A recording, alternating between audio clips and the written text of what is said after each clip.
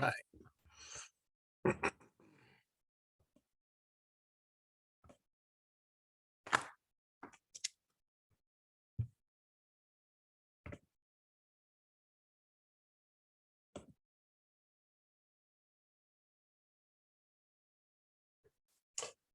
All right. Ooh.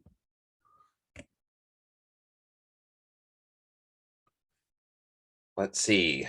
Can everybody hear me? Not yet, maybe. People are still connecting to audio. That's all right.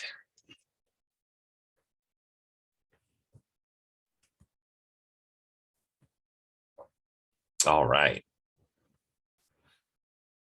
Hey, everybody who's here so far. Can you hear me okay? Yeah. Awesome.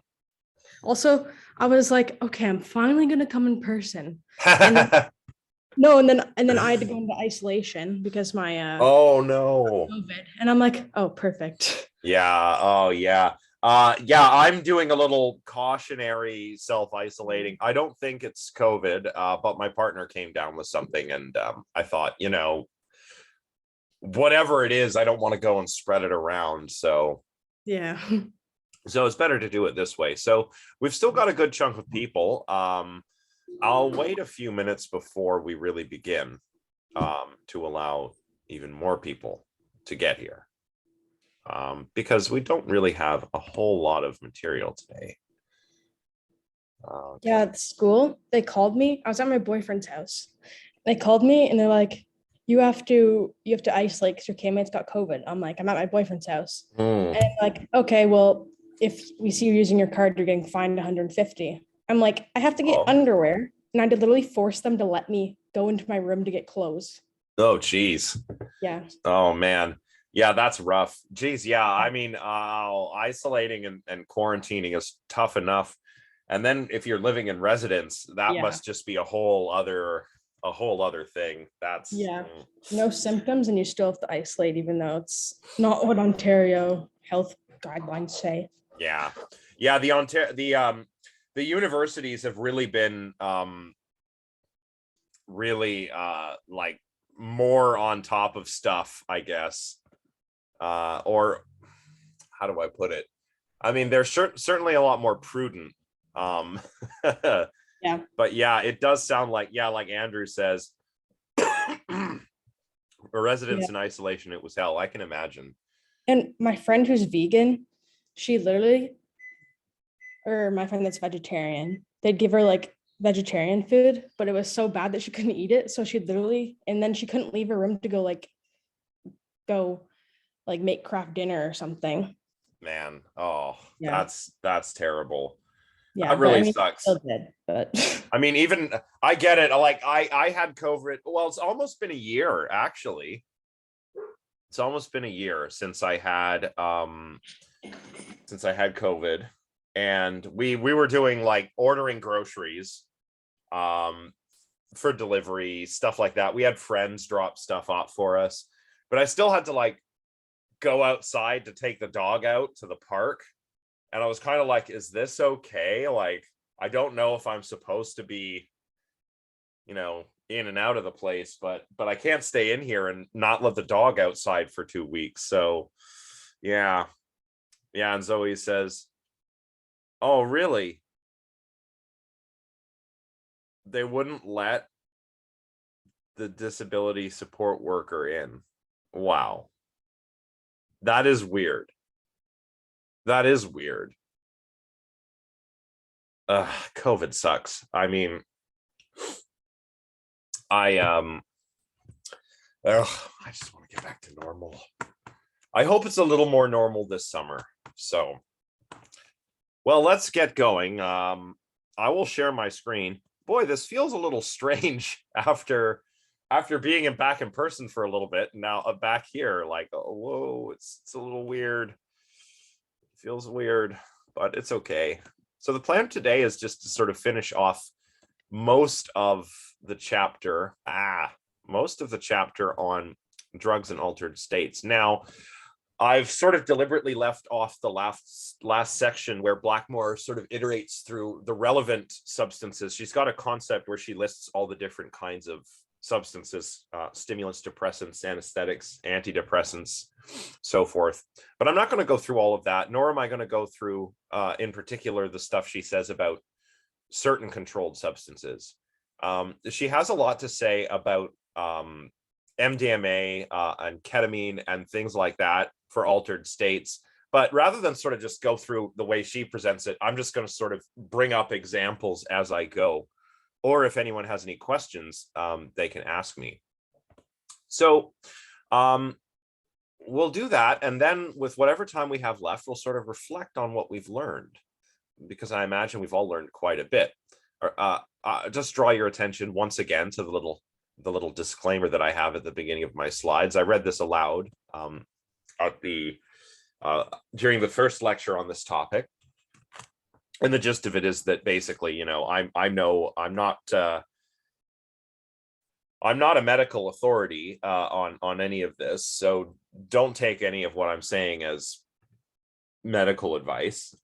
This is more like ethical advice. We want to talk about this stuff and learn about it, you know, in a sort of I don't know how to put it, no BS kind of way, right? I don't want to make it seem like drugs are harmless, and I don't want to make it seem like they are the devil. The truth is probably somewhere in the middle, right? Now, drugs and various substances can cause these altered states, which we might want to map. And that's kind of what we were talking about before, is the idea of mapping the phenospace. You know, we have all of these mental functions.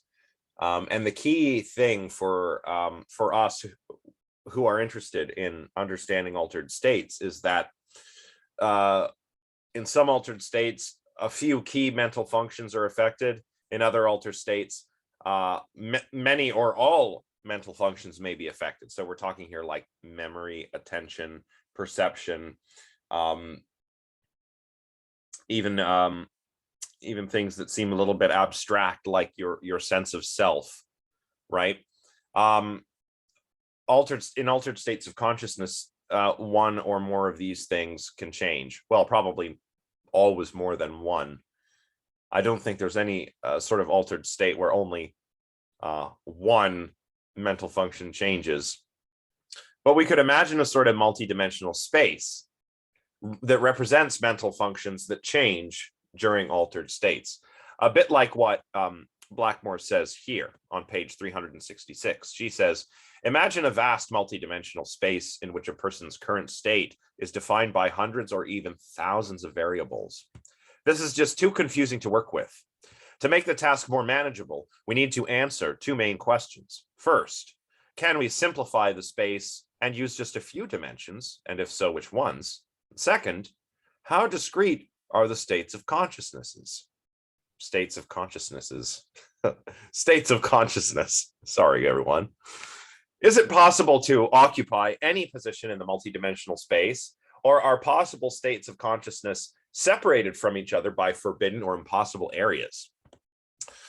So last time, I think our examples were arousal, attention, and memory, if my memory serves, which it may not because I'm sleepy. But these would be mental functions that could change during an altered state. For example, and again, not to repeat myself too much, but the example I used was for arousal are stimulants, depressants, and anesthetics, right? These can change levels of arousal. So levels of arousal are like, you know, how awake or alert are you? Are you firing on all cylinders, or are you sleepy and you still need your coffee? I know that I still need my coffee, but I've got more levels of arousal than when I was asleep, which is obviously also an altered state of consciousness, right? So stimulants can obviously raise levels of arousal. These are all central nervous system stimulants. So caffeine, nicotine, the amphetamine family, cocaine, they all raise arousal. Central nervous system depressants like alcohol will lower it. Likewise will benzodiazepines, for example. They both work on the same neurotransmitters, by the way. Benzodiazepines and alcohol both work on what are called your GABA receptors, and that is why they can make you sleepy. We're talking also narcotics, like opium, morphine, heroin, fentanyl, these things. They change arousal, and all drugs can also change attention. I mean, if you've ever had that experience of maybe smoking cannabis with your friends and then forgetting what you were talking about mid-sentence, well, that's because cannabis affects working memory. And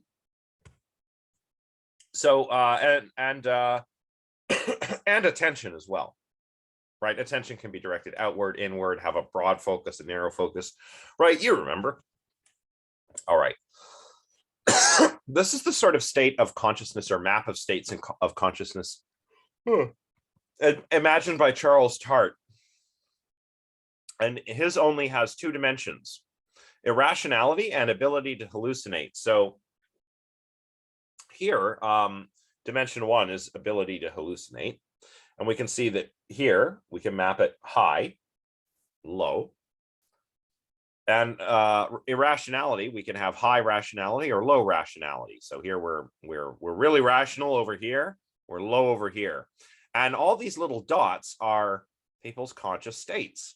And Tart thought that by plotting people's conscious states on a grid like this, we can identify three major clusters. And these clusters, which the circles, or not circles, but the dotted lines are drawn around, correspond to ordinary consciousness, dreaming, and lucid dreaming. So in ordinary consciousness, we have, let's see, on this dimension, a low ability to hallucinate and high rationality. I mean, there's some variation there, as you can see, but this state here would be ordinary consciousness, and all the particular little individual states there that we could be in fall into this category of ordinary consciousness. It's a nice way of representing things, really. Now, when we're highly rational, but also have an ability to hallucinate, we have lucid dreams. All of these experiences are lucid dreams. This seems a little narrow for me, because, well, I suppose ability to hallucinate and low rationality, if we go over to the low side of things, we have REM dreaming. Okay, but don't we also have other things there too? This cannot be an exhaustive list of mental states. If I can imagine low rationality and a high ability to hallucinate occurring in, for example, certain mental illnesses, like psychosis, right? If you are undergoing a psychotic episode, you may be able to hallucinate. I hesitate to place psychedelic experiences up here because in lucid dreaming, because hallucinations are actually quite rare during psychedelic experiences. We portray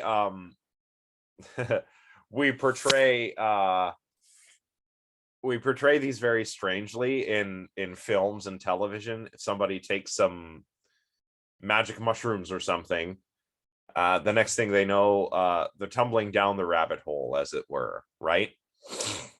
But of course, on many types of psychedelics, which we used to call hallucinogens, hallucinations are actually fairly rare. You have to take a lot of the substance to hallucinate. Otherwise, they do alter your perception, but in different ways, other than hallucination, other than straight up hallucination, I mean. So anyway, this is Tart's little graph where he has high and low abilities to hallucinate and high and low levels of rationality. And all of the conscious states we could possibly have fall into one of these three areas. Notice there's nothing here, low rationality and low ability to hallucinate. There's nothing there because if we're not thinking and not experiencing anything, well, we're not conscious, right? So that's why there's nothing there. There may be other states that exist, but they're unstable. So these represent stable states. There could be other states that might conceivably fall somewhere else on this map, but they don't last. I'm thinking of, perhaps like falling asleep.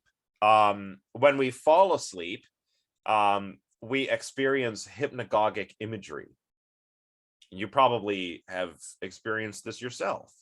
When you're falling asleep, you may see interesting patterns before your eyes, lights, floaters, geometric figures, fractal patterns, for example, as you're falling asleep.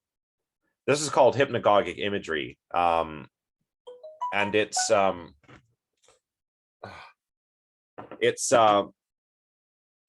this word is Greek for leading into sleep. Hypnagogic means leading into sleep. I would say this is kind of like an unstable sort of state of consciousness. People tend to not remember them unless they focus, and if they focus on them, it's hard to have them, because then your level of arousal goes up and you wake yourself up. So hypnagogic imagery might be like an indiscrete state of consciousness. I'm not sure what Tart would say, but that's an example. And this is Laurie's different two-dimensional representation of states of consciousness. So he only has two dimensions, of environment and self. So arousal is, again, the level of neural activity. And awareness of environment and self refers to contents of consciousness, right? Now, it's interesting here. We've got a linear relationship. We don't just have a cluster of states that we draw dotted lines around. We have, here on this axis, levels of consciousness or awareness. So this is what we are aware of particularly. And here we have levels of wakefulness, which would be arousal. And we can go from coma to general anesthesia, deep sleep, REM sleep, which we're a little more aware, but we're a little more awake, but not quite. Light sleep, drowsiness, we're more awake and more aware. Conscious wakefulness, we're the most awake and the most aware. And down here, we have some interesting states that don't really fall on the trend line, like sleepwalking. Here we're up and about, but we're not aware of anything. Complex partial and absence seizures. So all these different kinds of seizures can cause altered states where, we are awake but not aware. An absent seizure or a petit mal seizure is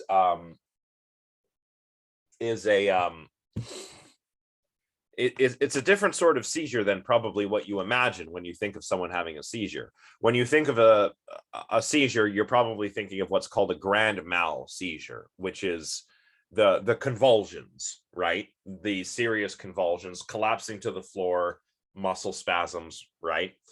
But in a petit mal or an absent seizure, one just kind of goes blank and loses consciousness. So you don't have the spasms, but perhaps you'd be sitting there watching television and all of a sudden 5 minutes have passed. My old high school sweetheart, who I'm still buds with, when she was young, she had these and she told me about them. This was before I was studying cognitive science or philosophy, but she told me about them and I'd never heard of them before. I said, tell me more, because I was very curious to learn. Oh, interesting, Drew. Huh? Yeah. What a coinky dink. So I guess our partners would have told us very much the same thing. They would have told us that, well, this is what my partner at the time told me. She said, it was like I'd be watching television, and then the next thing I know, I'm surrounded by paramedics. Like, what happened? I had a seizure, And what was happening when she was out was her mom noticed, she was just kind of sitting there like this. right? Like just staring at nothing, not conscious, but awake and not conscious. It's so weird, right? So my girlfriend at the time, basically during that episode, was not conscious, would lose that period of time and sort of regain consciousness when the seizure had ended, and the paramedics had arrived to check up on her. So very interesting type of seizure.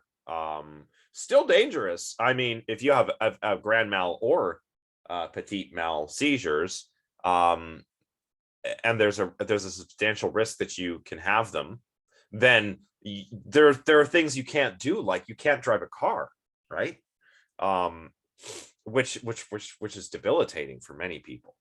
I myself cannot drive a car because I'm terrible at driving. Oh yeah, they are frightening. I've never seen one in real life, but I imagine that, because in a grand mal seizure you have the same sort of thing, that the person is not conscious and yet they're moving about. Very strange.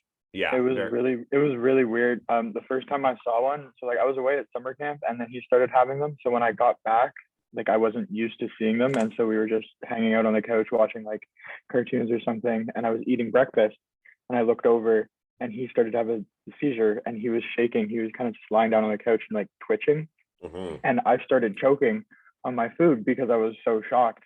Like, I was taking a bite of food and I was so shocked. I was like choking, and like we had to record them because it was like still early. So like the doctors wanted to see like what they were. And in the background, it was just me coughing for the entire seizure. Oh, geez. It was a crazy moment. Yeah, I can imagine. I mean, I remember that early psychologists, well, Ernst Jentsch is my favorite example. He did a lot of studies on the uncanny, creepy, scary things.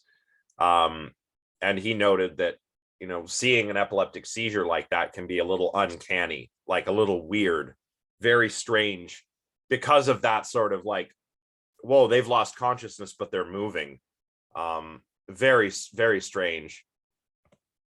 And Zoe says, girl in my swimming class had absent seizures, only happened once during lessons, but she was basically zoning out like a kid not paying attention would. Snap back him out a minute later, just needed a refresh on instruction. Wow. Good thing that they weren't severe. Because wow, yeah, because what if that happened when you were in the water? I mean, that would be very dangerous. Yeah. Scary stuff. So there's a linear relationship, but not everything falls on this sort of trend line. And the thing about this linear relationship, as Lori's notes, you need to be awake in order to be aware. I can't be very aware of anything if I'm in a coma, but if I'm in REM sleep, I can be a little bit aware of things. I could be aware of the contents of my dream, but maybe not aware that it is a dream, right? For that, I need maybe a lucid dream, which would be maybe up at the top here, right? So, also there's Alan Hobson's activation, energy, input source, and mode model, or AIM, the AIM model. And this has 3 dimensions, so I can't really depict it here. But as the name suggests, we have activation energy. This is similar to arousal, like neural activity. Input source, external or external. So my activation energy, how awake or where I am. If I'm in a coma, I have low activation energy. But if I'm awake and giving a lecture, hopefully I have very high activation energy.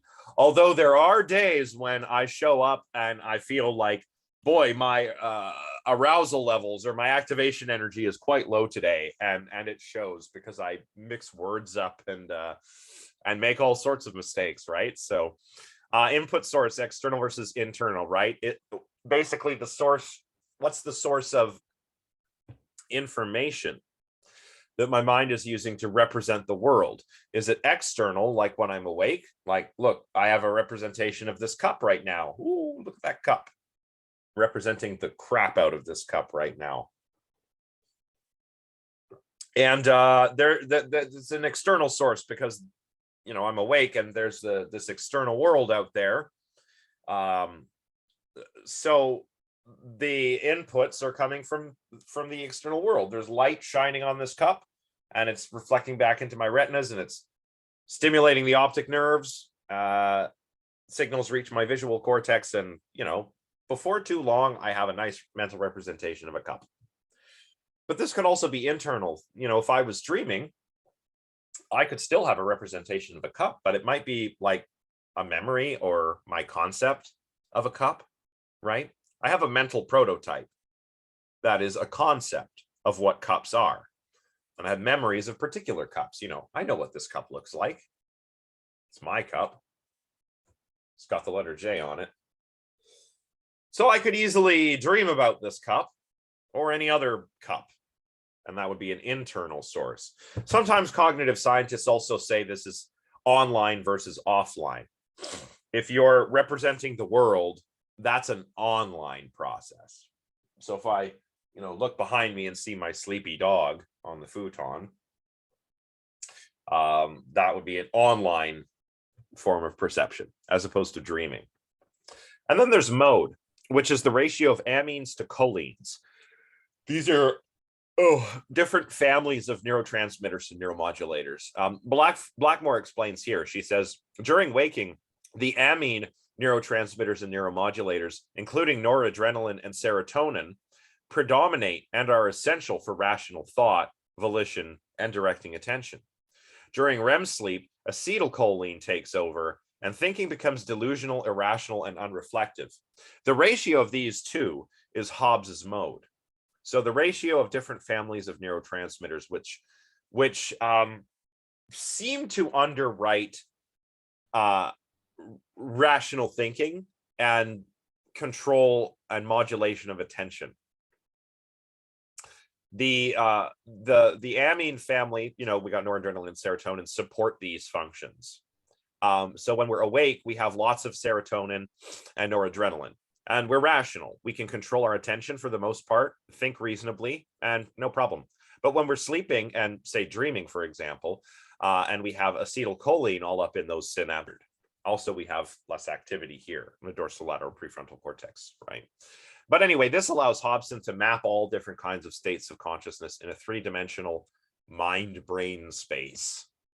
And that could be helpful. Are there other models? Yeah, there are lots of other models that try to capture altered states. Blackmore mentions a few. There are certain ones that are associated with spiritual and religious practices, but I'm not that interested in those. You know, we're talking here of probably of things like yoga, right? Just so that everybody's on the same page. You know, we might be talking about you know, meditation, reaching different states of consciousness with meditation, and how experienced meditators or experienced practitioners of yoga would sort of classify consciousness. But I don't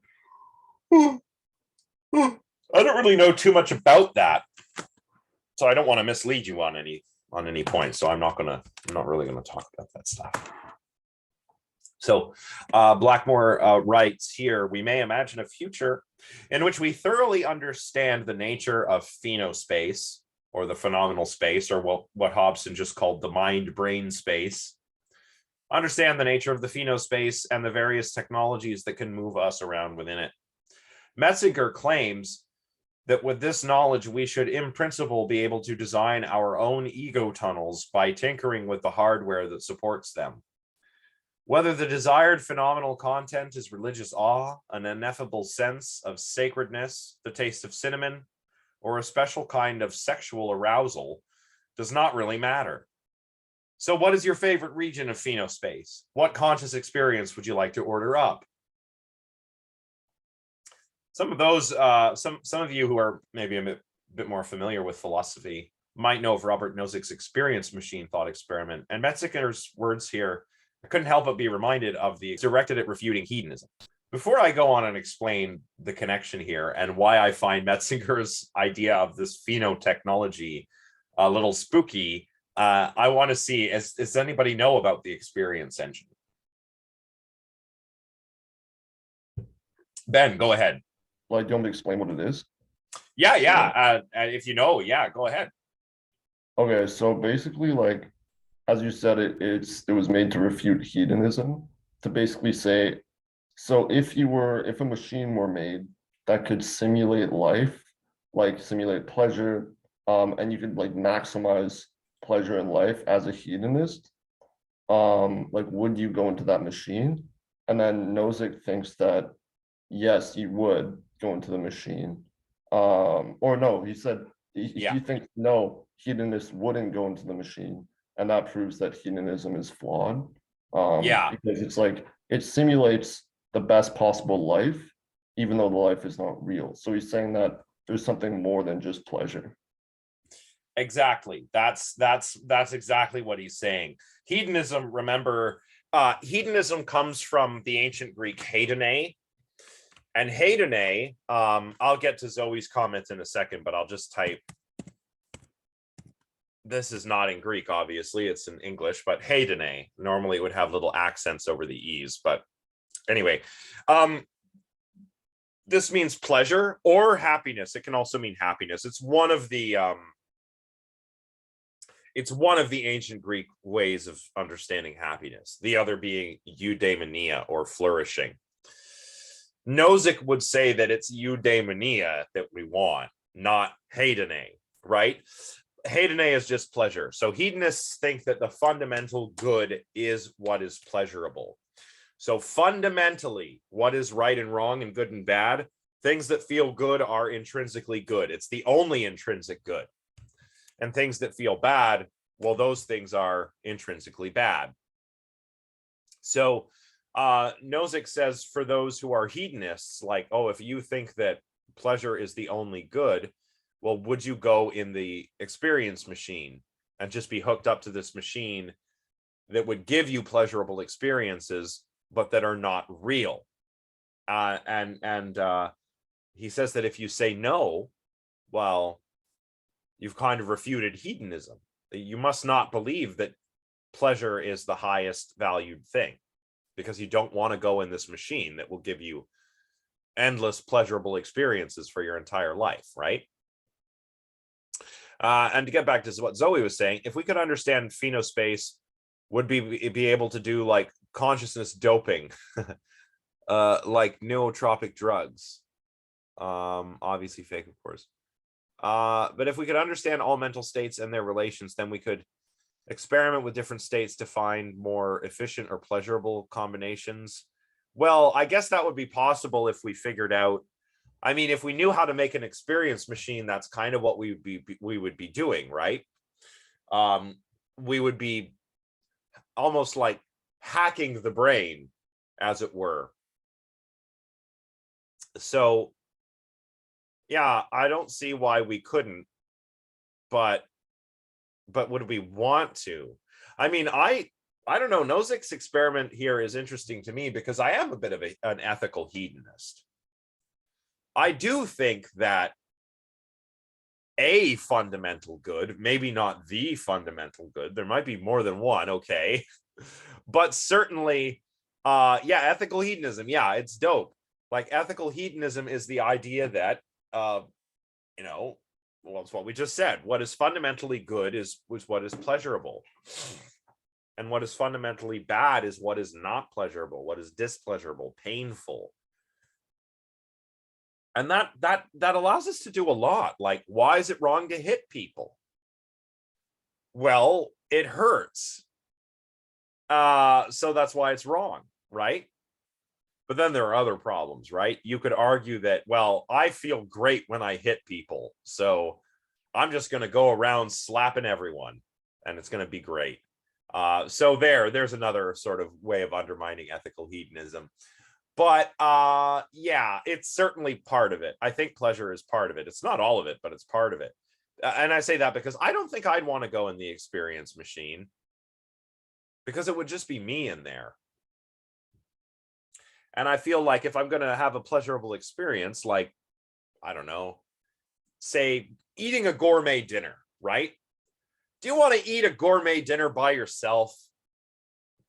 Nah.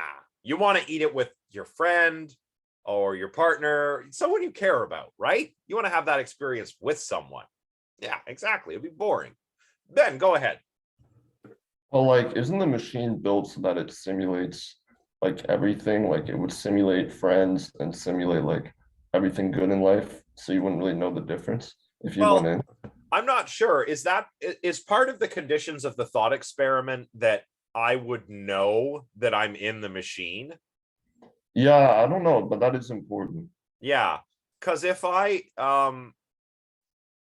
Donovan says, if I'm gonna have a pleasurable experience with anyone, it is gonna have to specifically not involve me. Yeah, yeah, not just you, right? You want to have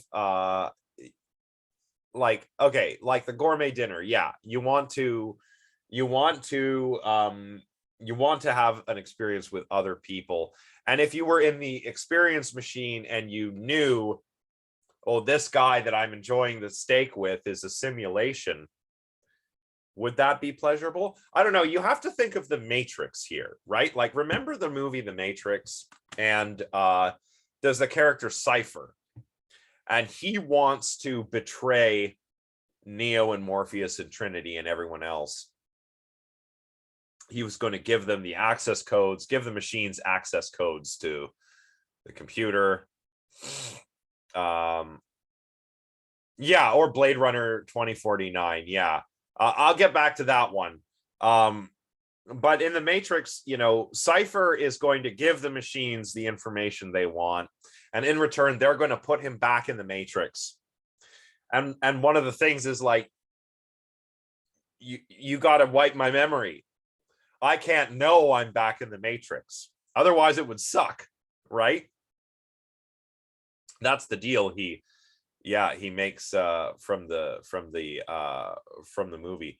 Zoe, do you mean the steak in the Matrix? Was it fake? Oh yeah, I guess it was fake because it was in the Matrix. But yeah, definitely, like, I remember that's still one of the scenes that stuck with me the most. Even when I first saw it, I was like, look at that steak. That looks amazing. But it's not real. It's just ones and zeros. So yeah, can simulations be people? I don't remember Joy. Was that his daughter? Was that Deckard's daughter? I really liked Blade Runner 2049, but it was oh, Kay's hologram girlfriend. Oh yeah, that was, oh, I thought that was so weird.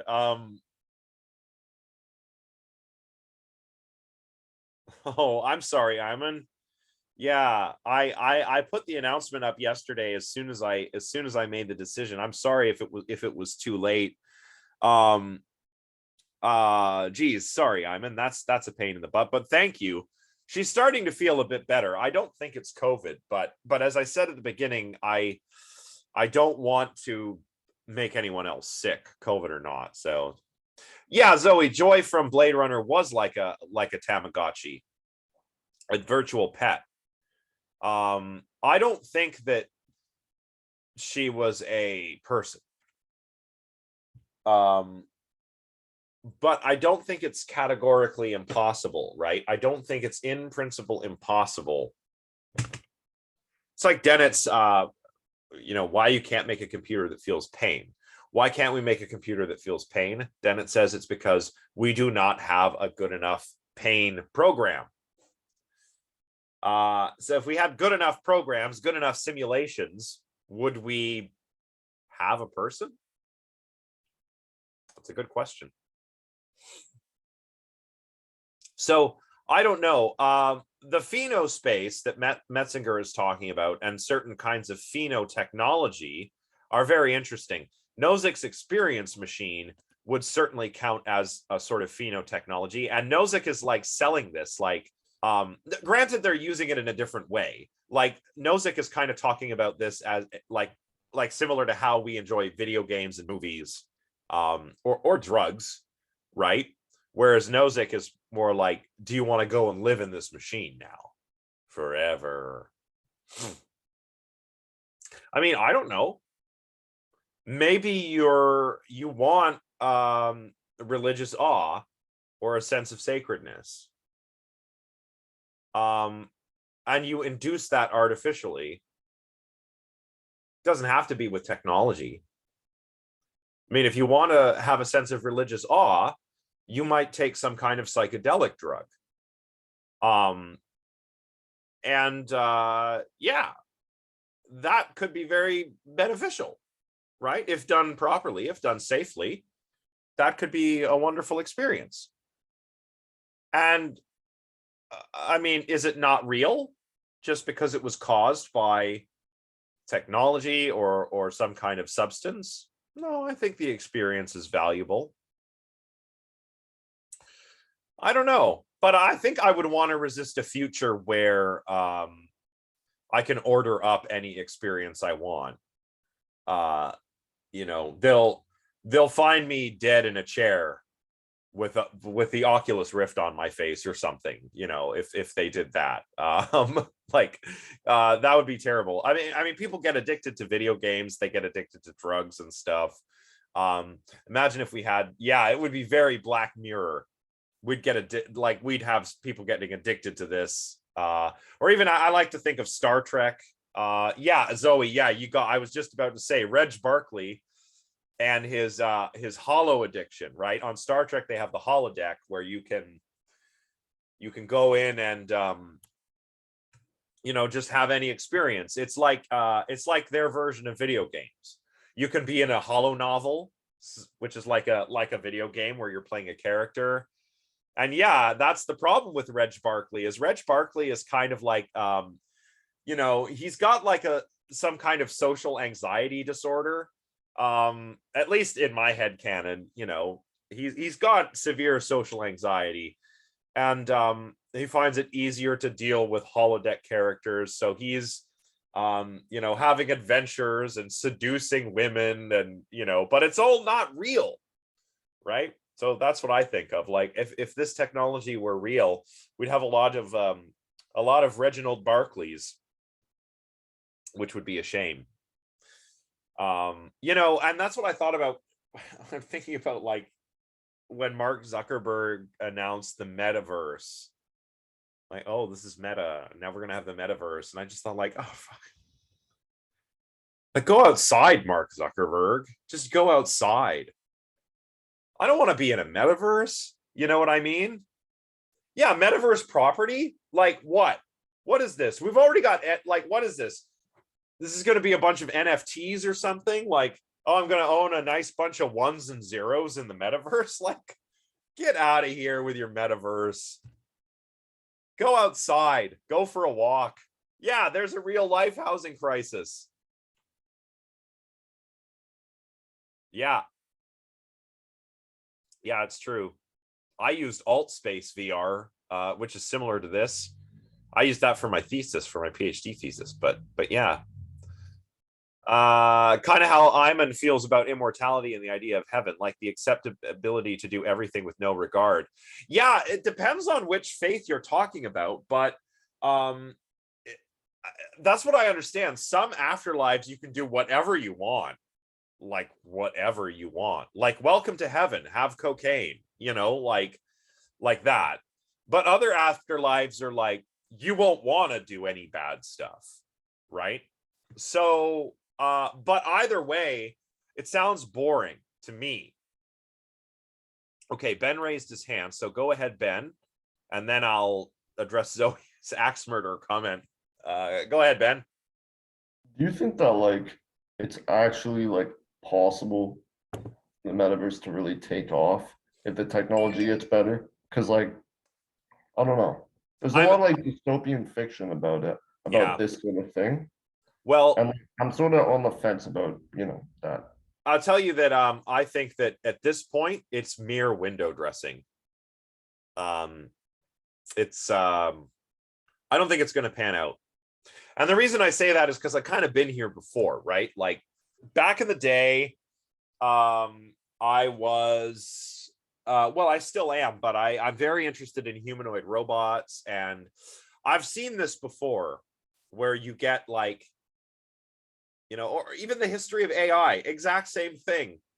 Newell and Simon with their little logic problem solving programs. Oh, in 10, 20 years, we'll have computers smarter than people. And nope.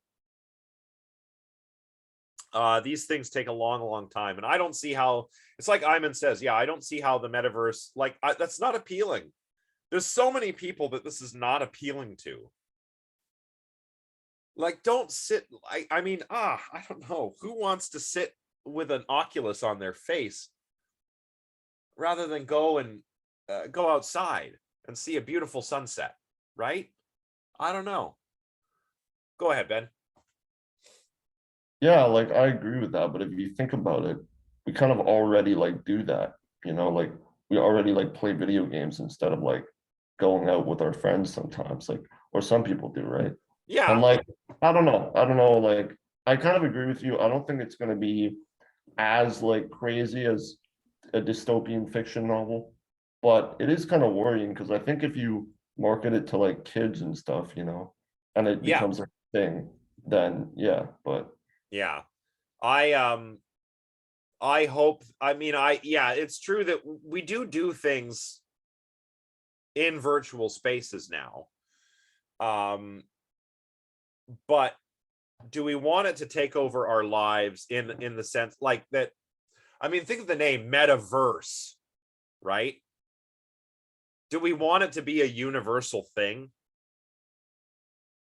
where so much of what we do depends on existing in virtual spaces? I think it's fine for when we can't be together. Like if I want to play chess with my friend who's not here, I can play that on my phone, and that's great. I love it. But nothing beats having an in-person game in the park with your friend if you're playing chess. Nothing beats that. So I don't know. I guess I just want the real thing. We could fill heaven with axe murderers, I guess. That sounds, well, that's just like what hell is supposed to be, isn't it? Like where you get tortured for all eternity. I mean, if heaven would get boring,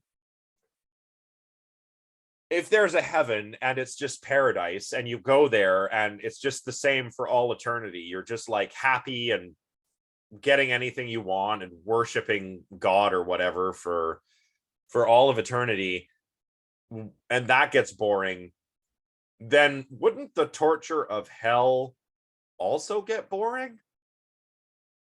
So yeah, I don't know.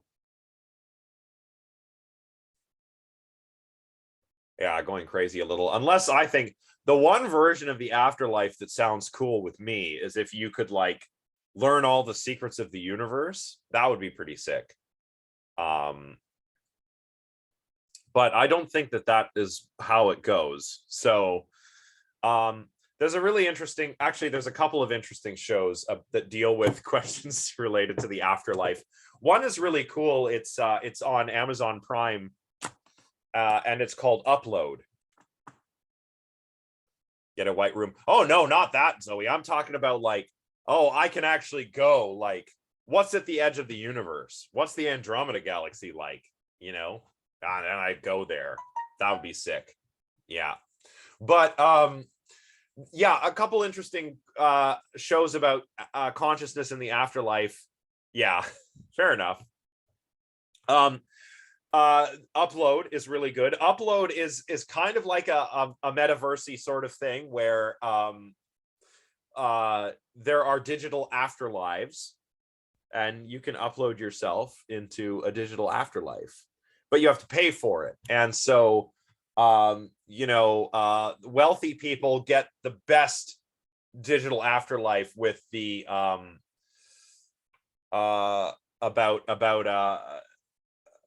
the best place, and the poor people have to be on like the 2 gig plan where they're living in the basement, and if they run out of data they just freeze until the next billing cycle, right?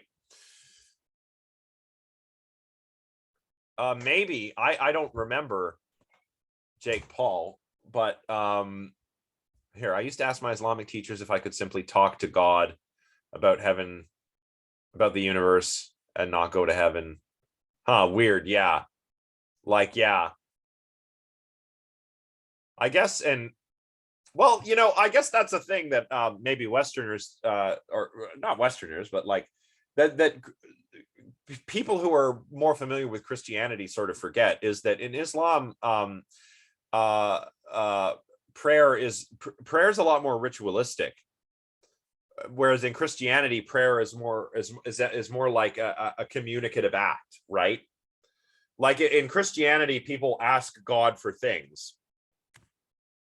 And in Islam, you can do that, but you do that after you make your regular prayers, right? It's called a supplication, if I'm not mistaken. So you can ask God to like bless your friends or something, or to help you work through a problem, but you do it after you pray and say the regular verses, right? I think it's not really like that in Christianity anymore. It used to be, but now it's, especially with Protestantism and evangelicalism, it's much more about like a personal relationship, from what I understand.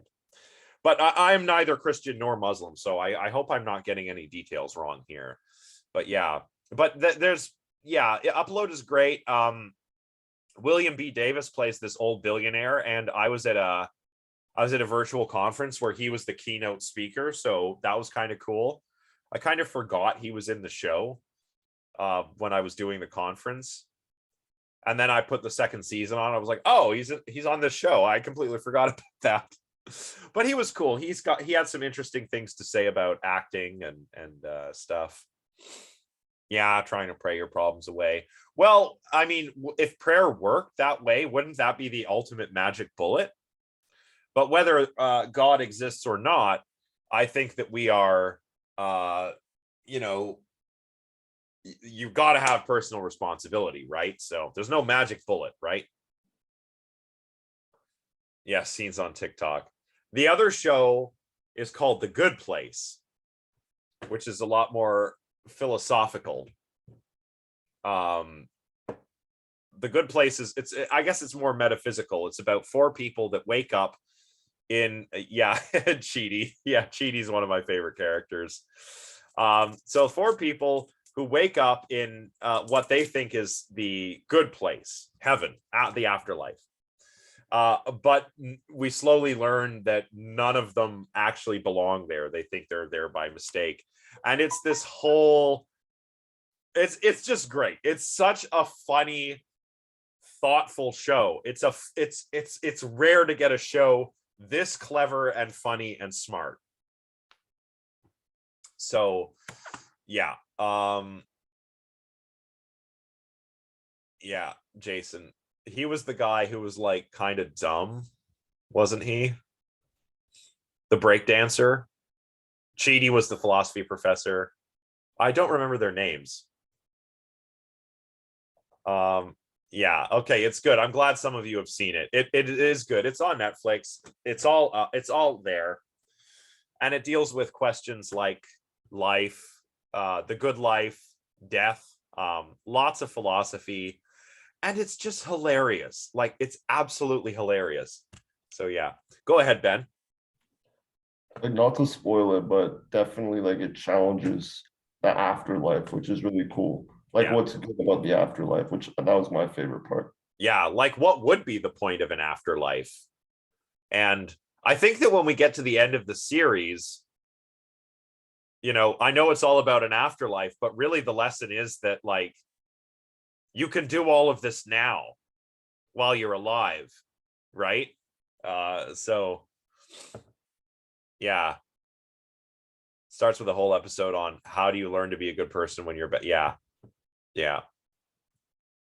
Or I like what was the name? What was the guy that was on the wall? Doug something. They had the picture of him on the wall when Kristen Bell's character first gets there, and Ted Danson explains like, okay, you're dead, you're in the afterlife. I'm like, oh yeah. Yeah. True, right here. That's exactly right. That's, I think, is the point of the show. But yeah, he was explaining like, oh, the afterlife. Well, Christians have figured out about 10%. Muslims have figured it out about 10%. But Doug Forsett did some magic mushrooms and figured out like 90% of it. So like, I always love that line. So yeah, really good show. Where are we now? Let's get going with the slides. I think we're almost finished. That was it. Yeah, he figured out all of the rules of how to get into the afterlife. Such a funny show. Okay, so I've stopped sharing my screen because that's the last slide. So now we can just take a few minutes if everybody wants and kind of talk about what we've learned. And I know that we've learned a lot. I told you following Blackmore that this class will perplex you. And I imagine, I'm just thinking less so when we do this online, but when we were meeting in person, I definitely got a few looks of perplexity here and there. And I was glad to see that because it showed me that all of you were really like thinking through what we were learning. You were picking stuff up. And I think everybody's done a really good job this semester. I know that we still have yet to do the final paper, but so far so good. Everyone's done a really great job, and this has been a lot of fun for me. I always love teaching classes on consciousness, and I can't wait to do this again. But I want to know, what was your favorite thing that you learned? Zoe. Hello, can you hear me? I can. Go ahead. Okay, perfect. I was gonna say with this class, because like I've taken a philosophy related class before, but with this one, like the confusion definitely was a necessary part. Mhm. Like sometimes with other situations, if I got confused, it really meant that like I needed to ask somebody's opinion on a reading or something like that. But with this, a genuine large part was like trying to sort out the anachronisms, the like inconsistencies, just trying to reconcile all the information that like we have. Because honestly, like a big part of this is a lot of what we're talking about, like in comparative to other philosophy, is like really modern, right? Yeah. Yeah. And so it's been really interesting just to go through, and we're seeing all these like logical arguments that they like stand up really well on their own, but they almost have this like internal struggle between all of them. And that's been the biggest thing, is like I can't just confidently say, oh, I'm a monist or something like that, because I'm always keeping in mind like all these different facets of these other ideologies at the same time. Yeah, but that's great. That's kind of the point. Like, I don't expect any of you to be an expert or to have decided exactly whether you're a monist or a dualist or a panpsychist or whatever. But now you should be aware of the range of possibilities that are out there. And if you decide to keep taking philosophy, and further, if you decide to keep taking stuff about consciousness, now you've got the vocabulary and you can learn more, continue learning, including continuing to learn where you sit theoretically. Are you a dualist? Are you a monist? So on and so forth, right? So that's good. I'm glad to hear that. Well, my favorite part was probably these lectures on lucid dreams and altered states, because these are weird states. And I like to figure out weird things. How do weird things work? Dreaming. It's so fascinating. We do it every night. We have dreams. We have REM sleep where my brain's just representing the world and I'm in that. And I don't remember most of them. But if I work hard, I can notice that I'm dreaming and it becomes like my own personal virtual reality simulator. I mean, how freaking cool is that? I want to figure this stuff out. Like, I want to figure this stuff out. By the way, I want to show you guys something. One moment.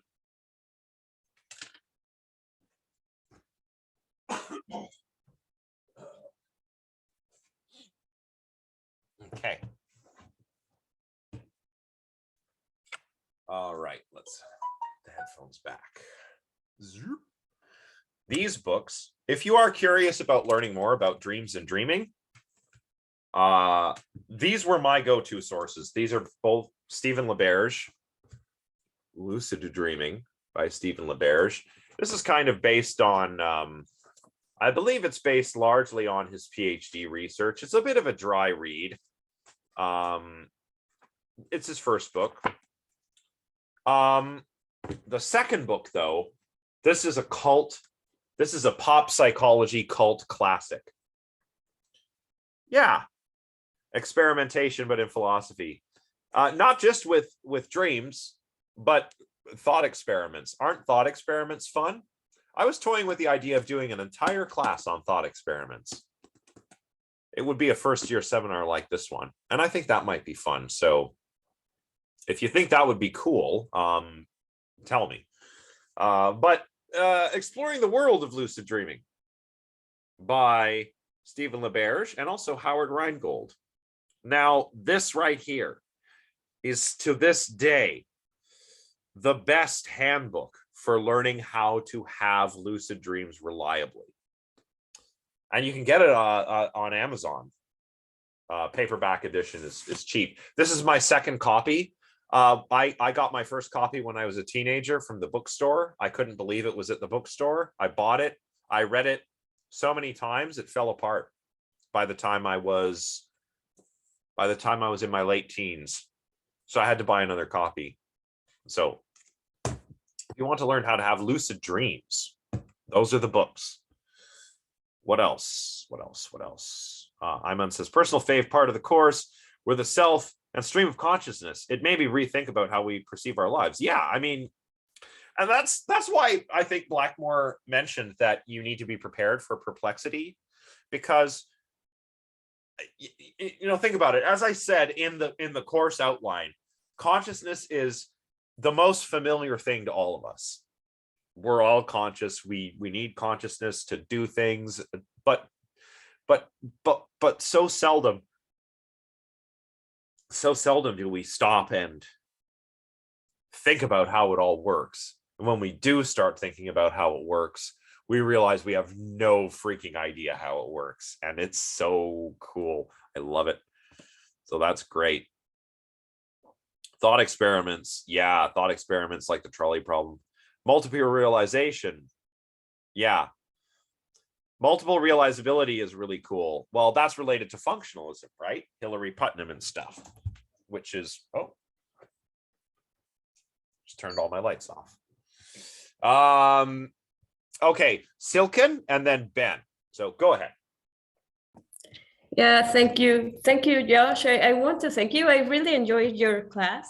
As I mentioned before, for me, it was a whole completely new world because I was not familiar with philosophical stuff. So I really enjoyed. And the part that I enjoyed the most is to challenge my self-beliefs. Because me, in my case, I come from a country where, for example, we even celebrate the dead. So you have the idea of this dualist perspective. But that was cool because I'm not discarding that. I see it as a part of my culture, but as well, it allowed me to think things from a different perspective. So yeah, I really enjoyed. Thank you so much. Well, thank you. I'm really glad to hear that. And yeah, that's sort of what I meant with having the terminology now, right? Like like with the Day of the Dead is I don't know too much about it, but I know that it's a sort of celebration of ancestors, right? Yeah, exactly. Yeah. Well, we have this belief that the dead people, the spirits, come back that day in order to enjoy like offerings or altars we set to share with us. And the Day of the Dead is which day again? It is the 31st or the November 1st? Yes, the 31st. It starts the 31st and it keeps going until November the 2nd. Yeah, so yeah, it's really cool because I was just going to say like in America and Canada, that's where they do Halloween and then All Saints Day. which initially were also about the dead. Like Halloween wasn't always about dressing up in silly costumes. It used to be a little bit more similar to the Day of the Dead. It's interesting how things change over the years, and some things change and some things stay the same. Really cool. But yeah, now you have that vocabulary where you can say, perhaps I'm a dualist, I'm a monist, so on and so forth, right? So that's really cool. Yeah. Oh, I'm not any, I'm in between. Yeah. Still thinking about it, which is great. That just means you're doing philosophy. So good. Oh yeah. Zoe mentioned it here. This word is pronounced Sawan. It looks like Sam Hain. It's pronounced Sawan, and it is the Druid sort of Celtic version of the Day of the Dead, which was appropriated by the church in Europe and became All Hallows Eve, which eventually was commercialized and became Halloween.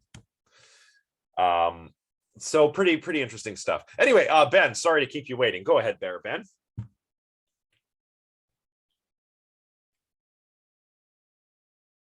Yeah, I really liked two main things, and that was like how much I disagreed with certain things at the beginning of the semester, and then like gradually over the semester, I was like, oh, maybe I'm actually wrong. Yeah. And then also, I liked how like you can sort of apply this class to a lot of other things. Like one thing that I was thinking about a lot was like law and like responsibility. Yeah, that's true. And it sort of makes you like rethink what mental illness is, and like, or just makes you think about like, it makes you challenge a lot of commonly understood things in the world. So I thank you for that for sure. Oh, no, thank you. I mean, I'm here to learn things just like all of you are. And yeah, maybe I know this course material a little better, but I'm still also here to learn. I learn things from you all too sometimes, and that's really fun. That's why I do this.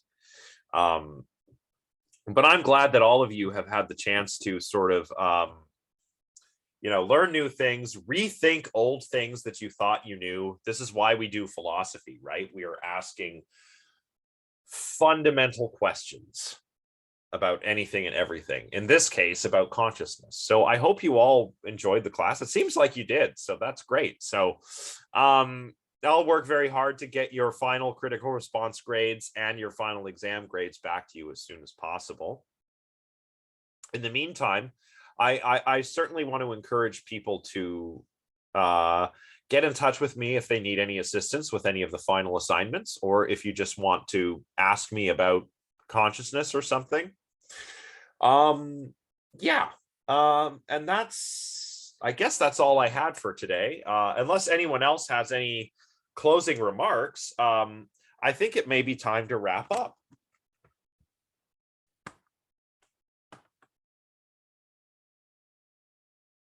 Thumbs up. All right. Well, yeah, go and learn more philosophy, everyone. It can be fun. And thank you all so much. I had a blast teaching this class, even though COVID and all of that. This is so fun. I have not enjoyed a class this much in a long time. So thank you all for that. Yeah, it was great. Even though it was only for a little bit and only a few people could be there, it was still nice to go to campus and have a lecture, even if it was a little slapdash and sketchy, and it was fun. So thank you, everyone. And I may see some of you in future classes.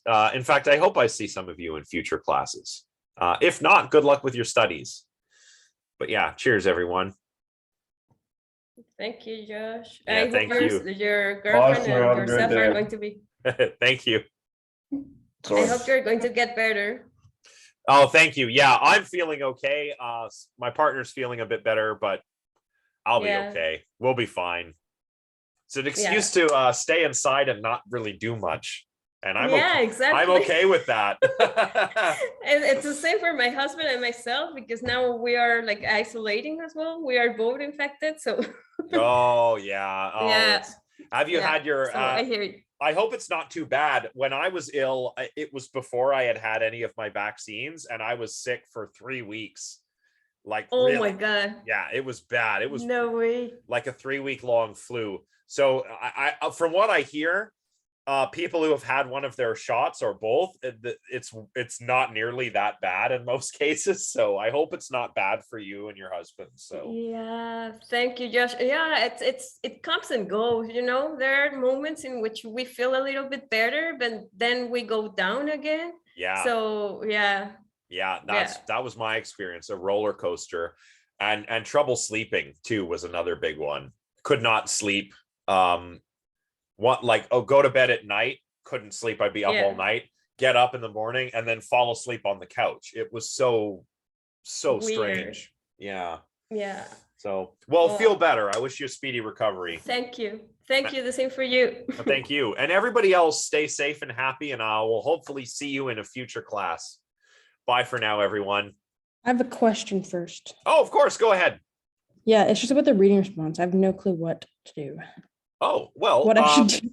I have that's like pain or dreaming. I don't know. okay. Well, here, I'm gonna end. I'm Okay. gonna stop recording, and then I can provide advice. So I'll just Okay.